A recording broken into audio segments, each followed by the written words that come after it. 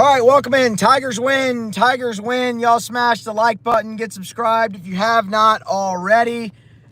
There's a lot to go through there. LSU, great win for the Tigers. Huge outing by Gage Jump to set the tone. 6 innings, really made one bad pitch. It left the yard, but he settled in great after that and really got you through 6. You had some great timely hitting early in the ball game. Then you sit through a 2.5, not 2.5, but about a 2-hour rain delay. Come back out and credit Ole Miss's bullpen. Mason Morris was really good to kind of hold LSU's bats at bay the second half of that ball game. And you get a really nice outing from Christian Little, a really nice outing from Nate Ackenhausen. Gavin Guidry gets one out, loses the zone. You have to go get Griffin Herring, which we're going to talk all about that, but ultimately he comes in and gets the job done. You had to win the game. You did. We've talked an awful lot about a potential for a sweep this weekend. You cannot sweep if you do not win the first one. So you had to win the first one at all costs. They did it. I just think there was an easier path to take to win the first one at all costs. But we can get into all that. Overall, though, great win for the Tigers. That's what they needed. They got it. And now you can turn your attention to the next game. I'm not going to say Friday because the forecast looks awful tomorrow, and I don't really know how they play baseball tomorrow. But, they're going to try. I, for one, would actually be surprised if LSU makes any sort of announcement tonight about tomorrow's game. They are going to do their very best to play this as close to on schedule as possible. So, we will see how they do that. I don't think it's possible, but, yes, Noah Lejeune, they can play Sunday if necessary. This is the only weekend of the year where Sunday is an option on Thursday, Friday, Saturday, and it is solely because of the SEC tournament starting on Tuesday. I will tell you, LSU does not want to play on Sunday. They are trying to leave for Hoover on Sunday. Not rest. They're trying to leave for Hoover, Alabama on Sunday, not play a game. The interesting thing is, it looks like they could potentially play 2 on Saturday. The rain looks like it'll be out in time if they wanted to do that. We will see. Look, it's getting pretty nasty out here now. Clearly, I didn't stand outside today. Made it back to the truck. I love y'all and I love talking to y'all, but I'm not going to do it in the rain. But it's getting hairy again over here at the box. So if it blows through, furiously tonight, that'd be awesome and maybe change the forecast up, but it'll be interesting. All right, I hate making this a weather show. I'm not a weatherman. I'm not a meteorologist. Let's talk about the ball game. Man, I thought Gage Jump really settled in awesome. So he gets off to the start, right? And like 6 of his first 10 pitches or something like that were out of the zone. He was very wild. Walks the leadoff guy, falls behind 2-0 to the next hitter.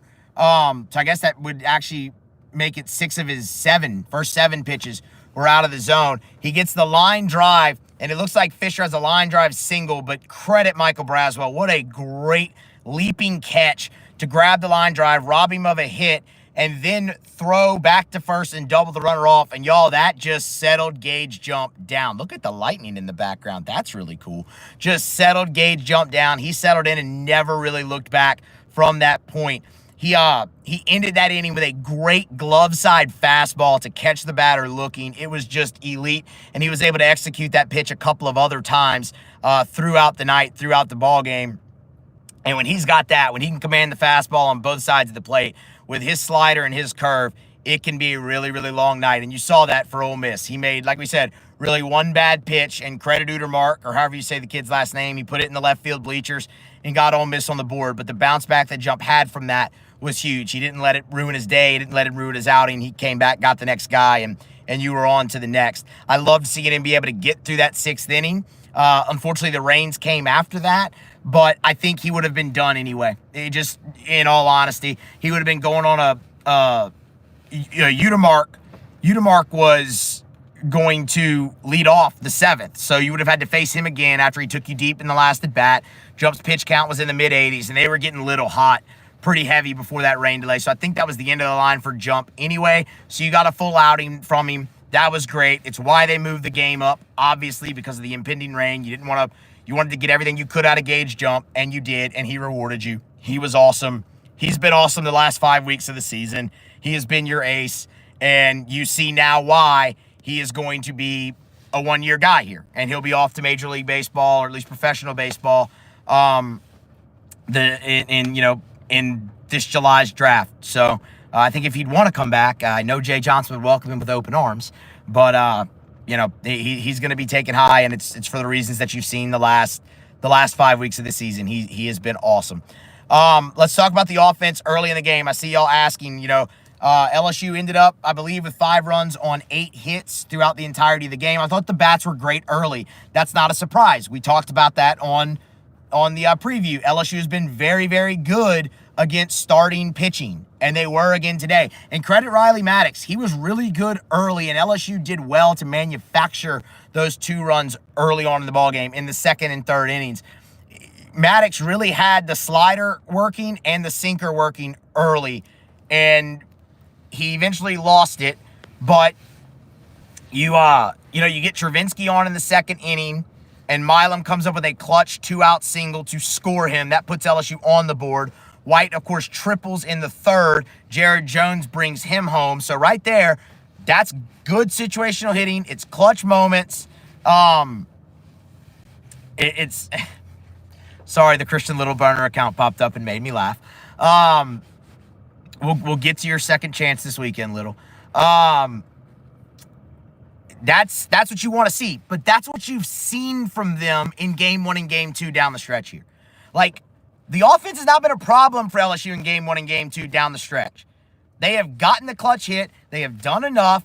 They have gotten insurance runs late. Like, you saw that again early in the ball game. So that was awesome.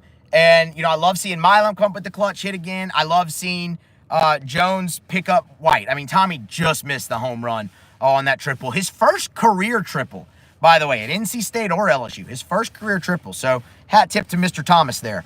And then in the fourth, you were able to break open the ball game, and that was huge. You loaded the bases with less than 2 outs, and you got the big hit. Big credit to Michael Braswell. It was his 2 RBI single that really broke the game open, and then you were able to push another run across before the inning ended, and that got you to your 5 runs, and ultimately that was enough with what you did. Let's talk about how LSU handled the back end of the game in the bullpen, because I hated it. Oh, I hated it for a lot of reasons. And it's not hindsight. It's not any of that. I tweeted it at the top of the 8th inning. You go to Christian Little to start the 7th, and Little was nails. He strikes out the side, did have a base hit in between there, but strikes out the side and looked great doing it. Like, he was ahead in every count. He was just dominant. But you peek down at the bullpen, and they're throwing Ack, and they're throwing him hard. They're getting him hot. And I didn't like it. I would have left Christian Little in there. Go with the hot hand. You had a 4-run lead, which isn't monumental, but it's enough. But it is also in that range where one swing can tie it. They load the bases, hit a home run, the game's tied. So I was much more in favor of going with the hot hand and keeping Little in there, see if he could get you 9 outs. And here's why. Number one, you run the risk, doing what they did, of bringing in a different guy, not having their stuff. And ultimately, that's what happened with Gavin Guidry. And because of that, you had to use Griffin Herring in this game, which is awful. Like, that sucks that LSU had to use Griffin Herring in this game. I know he threw 10 pitches. We'll talk about his availability, but that sucks that you were up 4 runs and you had to use Griffin Herring in this ballgame when you had Christian Little looking as strong as he did when he came in. But they're trying to maximize guys. I get it. They know they need to sweep. They're trying to get as much out of everybody as they can. I get it. But I don't like it. Because you run the risk of somebody coming in who doesn't have their stuff, and that's exactly what happened to Gavin Guidry, and he got you in a hairy spot, and you had to go to Griffin Herring. The other reason I don't like it is you just gave Ole Miss a look at not 1, not 2, not 3, but 4 pitchers. 4 pitchers that you expect to bring back. Did any of them pitch, deep into that lineup? No. But now everyone at least has a look. Like, Christian Little threw all of his pitches. The guys that saw him saw it. The guys in the dugout saw it. That's different when you stand in the box, but you still got to look at him. Same thing with Ack, same thing with Guidry, same thing with Herring. I don't like that because you're going to see those guys again this weekend, and I don't like that. I fundamentally disagree with that decision. And I'll go back to it. The fact that you had to use Griffin Herring in this ball game sucks. It sucks. That is just your best case scenario was not using him. And you were in position to do that, and you couldn't. And they didn't want to use him either. If they wanted to use him, you would have seen him start the 9th inning, not Gavin Guidry. They didn't want to use Herring. They were forced into it, and it's because I personally think they tried to get cute and outsmart the room. And I don't like that. I fundamentally disagree with that. Now, they got the win, and that's the most important thing. How do they do going forward? We talked about tomorrow off the top. I don't see how they end up playing baseball tomorrow, but maybe they will. Maybe it'll pass through tonight, and they'll be good to go. I would personally prefer that for a lot of reasons, and that's what we're rooting for. When you look at availability from the rest of the weekend, everyone who pitched outside of Gage Jump can throw again. Yes, that means Griffin Herring. I saw Alex Day ask if Herring has thrown twice in a weekend this year. He has not. It has not happened yet. And I told you, I shouldn't say I told you. We've been talking about this. It was going to take something special, a special circumstance for them to do that. You have a chance to sweep that team, that's a special circumstance, and you absolutely throw him again. He threw 10 pitches. That part's not a problem. Everybody, honestly, who threw out of the bullpen, even though I hated the way they did it, none of them threw in excess. I mean, I think Little might have thrown like 13, so he's obviously available again. All of those guys can come back. You have a full complement in your bullpen, and if you have a chance to finish this off, you do it. You throw whoever, except for Gage Jump. Gage Jump is the only person unavailable right now, and Luke Coleman eventually will join that as well. But outside of that, all hands on deck the rest of the way out of the bullpen for LSU. And you still have Ulloa, you still have Lure, you still have Dutton, you still have Moffitt, Jonathan. You've still got plenty of guys. It's just going to take guys stepping up. But you take it one game at a time. And you got this one, and that's massive, and a hat tip to them. I saw multiple people ask, otherwise I'd call you out by name, about 13 wins. Yes, 13 wins is getting them in. I feel very confident in saying that for a couple of different reasons, and we can run through that. 13, I think you're in at this point. The bubble is soft. Y'all, we have been going through this now for 3 weeks on this show, looking at other teams on the bubble. When a lot of people say it's too early to do that, we were doing it, and this is the reason why. Because this team, they were always going to make this hairy at the end to get to 13 if they could. But the bubble is soft. Utah has an RPI of 74 with 2 quad 1 wins, and they're in the damn tournament right now, according to D1 Baseball. I think that's a crock. The Pac-12 is a terrible league. I don't care that Utah's third in the Pac-12. They stink. All right? The Pac-12's bad, not Utah. The Pac-12 stinks. We had this conversation about St. John's. Same thing. St. John's is in the friggin' Big East, but they're second in the Big East. I don't care. They have an RPI in the 50s. They have 2 quad 1 wins. Their strength of schedule is in the hundreds. Their resume sucks. It's not a good resume. If you're looking at this based off a resume, based off of RPI, which the committee factors in strong, that matters. And their resume right now with LSU at 11 wins in this league ain't up to par with LSU's. It's just not. You look at this, that was another quad 1 win for LSU tonight against Ole Miss. We'll have to see how the RPI fluctuates. It might drop to quad 2, but for right now, that's a quad 1 win for LSU. Another one, I've told y'all keep an eye on Xavier. If Xavier can get into the top 25 in the RPI and they're right on the doorstep, you have 2 more quad 1 wins there. Florida. Let's look at Florida. Florida lost to Georgia tonight. Big surprise. That puts Florida at 500. They did not schedule midweek games. If Florida loses that series to Georgia, goes one and done in Hoover, they are out. It does not matter about their metrics. They will be under 500, and you cannot qualify as an at-large team. If you're under 500, they will be out. You could potentially take their spot if you're LSU. The bubble is soft. You get to 13 in the regular season, you are absolutely in. You get to 12 in the regular season and go win 1, maybe 2 games in Hoover, you are in. because it's a soft bubble. Louisville is another team we could talk about on the bubble. RPI in the 60s and not yet at 16 ACC wins. They have a tough series this weekend. They may not get there. Again, they have the ACC tournament, but they may not get there. Georgia Tech, same way. Georgia Tech, not at 16 wins yet. The RPI is better than Louisville's, but they're sitting there on the bubble. It's a soft bubble, and that benefits LSU. I had somebody ask why 13 is enough this year when you look at the past and it's been 38%. And that's part of the reason why. Number one, the bubble is soft. Number two, the SEC is elite this year. You have 13 out of the 14 teams with top 50 RPI. And because of that, you've seen the league cannibalize itself a little bit. But that is part of the reason why 13 feels so solid for you this year. LSU has a top 20 strength of schedule.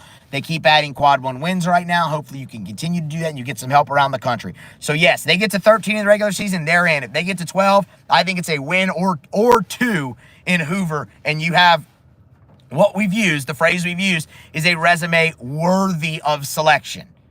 That's the key. Your resume will be worthy of selection. Will they select you? You leave it up to your hand. That's where the bubble sucks. Even if it is soft, you don't want to be on the bubble because bid stealing happens in conference tournaments and things of that nature. We'll get much more into bid stealing when we get back to Monday and can actually look at the set field and conference tournaments and where LSU's at and things of that. But that's a big step for them tonight. You won the first one. You put yourself in position to at least have a chance. So I see a lot of y'all talking about Jump potentially starting on Tuesday. That's the move I think they would make. Jump, we just talked about it. He's going to play professional baseball next year. He'll pitch every fifth day. It's time to go. Like, that is how you would do it. You've seen LSU do that before. So, you know, like, we'll just see how that goes. Y'all got any more questions? We got time for a few more. Hey, y'all smash the like button. Appreciate everybody watching. Get subscribed up to the YouTube channel if you haven't already. Get subscribed up on your favorite podcast app as well. If you have not already, follow me obviously on social media all the way around. Twitter at Musso Matthew, Instagram at Matthew Musso 1, Facebook Matt Musso. Sambo wants to know if Travinsky will get a hit. Sambo, get out of here. I'm in a good mood. Don't try to put me in a bad mood. Did he not have one today? How did he get on base? Did he walk? Oh, he got hit by the pitch in a 1-2 count. He got hit by the pitch. That's right. And then Bingham moved him over with the soft ground ball, and Milan brought him in. Let's see here. What do y'all have chat-wise? Anything? Wait, one question. Somebody, whoever just asked that, ask it again. For some reason, it won't let me pull the chat up. Yeah. I don't know who just asked that, who starts Saturday, but that's not important right now. Go win game 2. And whoever you have left, that's who will start. You're doing it the same way. Alex G, what did I think of the batting lineup? It was not my favorite. I'll be honest. I like Braswell in the leadoff spot. We've talked about it. I like Kling in the leadoff spot too, though. But they're comparable players. They just are. Jay Johnson, we've talked about this. From his mouth, he wants a guy in the leadoff spot that can not only get on base, but can get in scoring position. Braswell is second on this team in doubles. Kling is third. Both of them for the season have it on base over 400. Like, they are comparable guys. So I like that. The thing I will say is, while Kling's on base is over 400 for the season, it dips to 333 in conference play, and he's hitting 189 in SEC play. So that's why I could look at that and go, okay, I get moving Braswell there, here. But, I mean, yeah, they are comparable guys. We've had this conversation on the show before when it comes to that. So Brent Semino just mentioned it. 333 is Kling's on base in conference play. So it does dip. Like, it definitely dips. I didn't love having, but the thing is, I don't love having Mac Bingham in there. Because I think what you need to just accept is you're going to get minimal offense from the center field spot, and Paxton Kling is your best glove. Like, he just is. Like, he is an elite center fielder. So if you're going to get minimal from the position offensively, whether it's Kling, Bingham, or Brown, go with your best glove. So that's what I would do there. I see people asking about Neal DHing. Sure, that's time, but the thing is, the at-bats from Neal in conference haven't been great. Like, they just haven't been. So, I mean, that's why I think they keep going with Travinski. He's a guy that can pop the ball out of the yard at any time.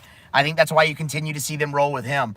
But I mean, I'm a big Brady Neal fan. I like him a lot. I think he's got a great future. Sambo,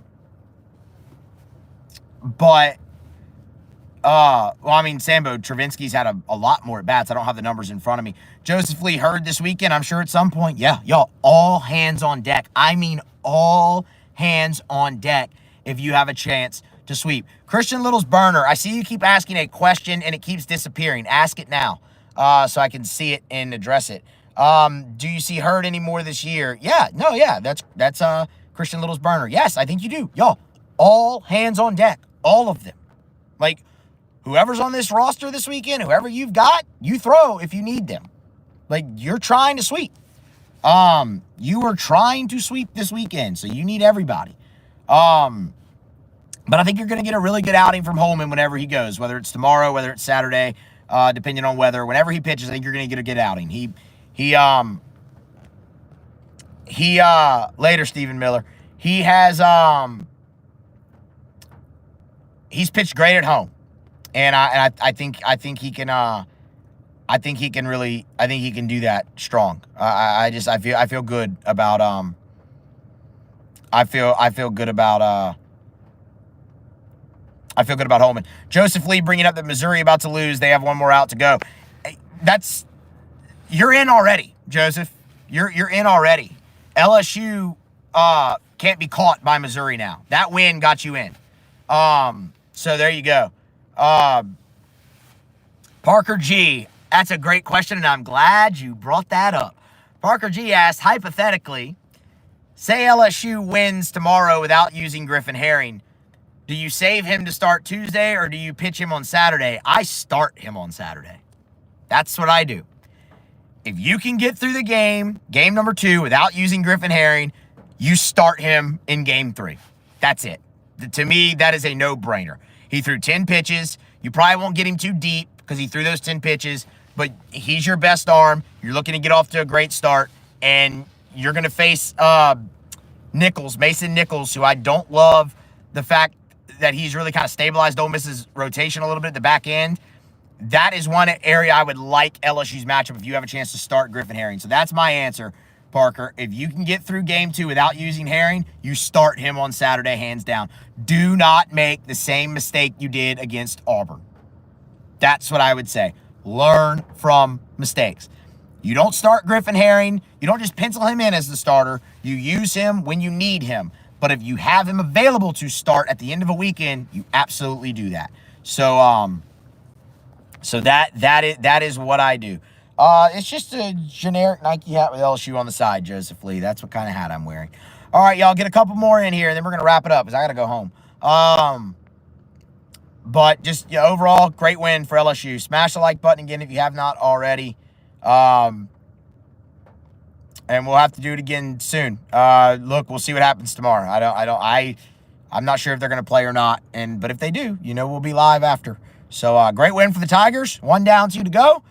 13's your target, whether it's in the regular season or in the SEC tournament. You might need a couple in the SEC tournament depending on what happens. But LSU, they're not in a terrible, terrible spot.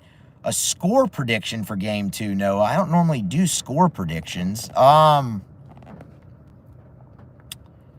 don't know. 6-2? We'll go 6-2. How about that? Hey, what did we say? 5 runs for Ole Miss, right? And they win? 1 run. They didn't win. It's hard to win with 1 run anyway, but keep that in mind, too, the rest of the way. All right, y'all have a great night. Smash the like button on your way out, and we'll do it again soon.